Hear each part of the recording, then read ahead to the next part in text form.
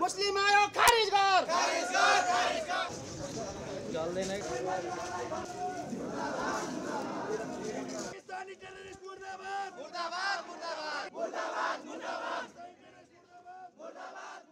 अब हामी सबै नेपालीहरू एकजुट भएर यस्ताका विरुद्धहरुमा हामीले चाहिँ आवाज उठाउनु पर्छ भन्ने लागेको भएर हामी आज यहाँ आएका छौं। यति भन्दै मुर्दाबाद मुर्दाबाद पाकिस्तानी मुर्दाबाद मुर्दाबाद मुर्दाबाद मुर्दाबाद मुर्दाबाद एमएससी मुर्दाबाद मुर्दाबाद मुर्दाबाद हिन्दू मार्न पाइदैन पाइदैन पाइदैन हिन्दू मार्न पाइदैन यो कि नरमनाथ टक्का सही एउटा घरवालाहरु छोड मुर्दाबाद मुर्दाबाद पाइदैन पाकिस्तानी बन्द कर पाकिस्तानी एम्बेसी मुर्दाबाद यो स्पष्ट रूपमा चाहिँ हिन्दूलाई सोधेर जसरी त हिन्दू होस् कि धर्म के हो भनेर सोधेर धर्म के हो भनेर सोधेर जसरी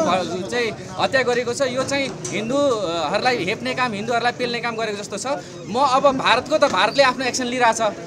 तर नेपाल सरकारलाई के भन्छ भने नेपाल सरकारले पनि जसरी भारत सरकारले एक्सन लिइरहेको छ त्यसै गरी नेपाल सरकारले पनि एक्सन लिनु पर्यो। सोधेर गोली ठोक्न पाइदैन मार्न पाइदैन पाइदैन पाइदैन मार्न पाइदैन पाइदैन पाइदैन मार्न पाइदैन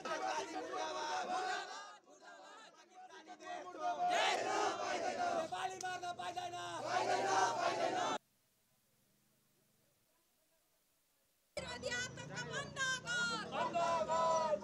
आजको कार्यक्रमलाई